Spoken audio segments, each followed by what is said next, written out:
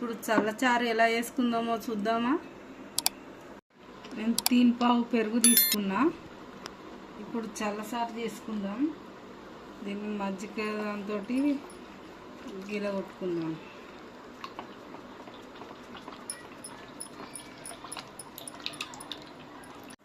మంచిగా ఉండలు లేకుండా అయింది. ఇప్పుడు ఒక గ్లాసు నీళ్ళు వేసుకుంటున్నా.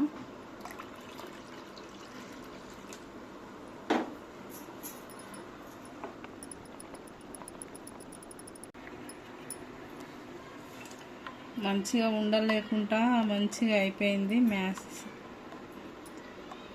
ఒక ముక్క అల్లం ముక్క తీసుకుందాం. 4-5 పచ్చిమిర్చి. ఇప్పుడు కచ్చపచ్చగా దంచుకుందాం.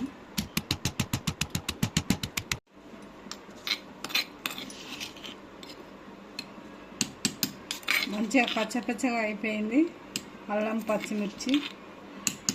ఆయిల్ వేసుకుందాం. ఒక 3 స్పూన్ల ఆయిల్ వేసుకున్నాను నేను.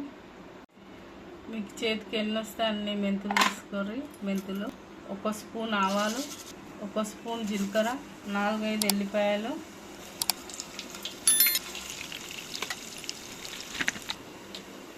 ఒక 4 ఎండుమిర్చి, కొంచెం సరిపోను ఉప్పు, కరివేపాకు,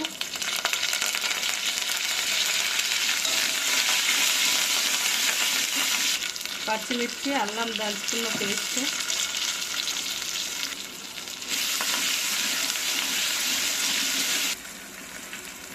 కొంచెం ఇంగు వేసుకుంటున్నా, కొద్దిగా పసుపు.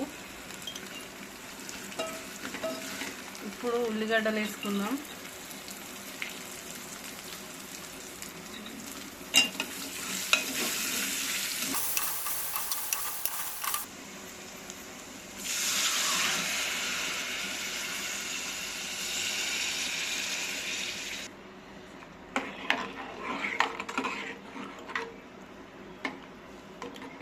ఉప్పు సరిపోను వేసుకుందాం.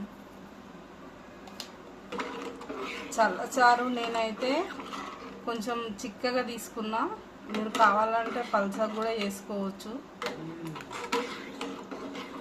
చల్లచారు అయిపోయింది. కొంచెం కొత్తిమీర వేసుకొని స్టవ్ బంద్ చేసుకుందాం.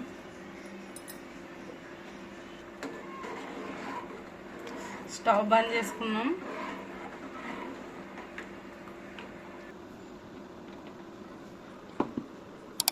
చల్లచారు అయిపోయింది. మీరు కూడా ట్రై చేయండి, లైక్ చేయండి, సబ్స్క్రైబ్ చేయండి.